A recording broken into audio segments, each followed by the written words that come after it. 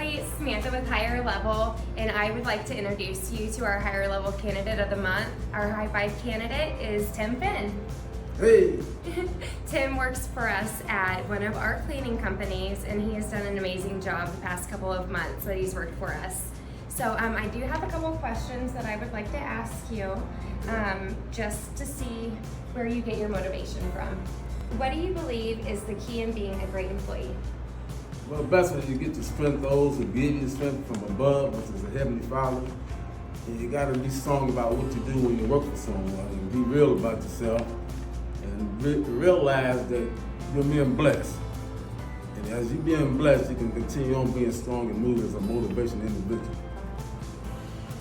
Great answer. And who has helped you become the outstanding employee that you are?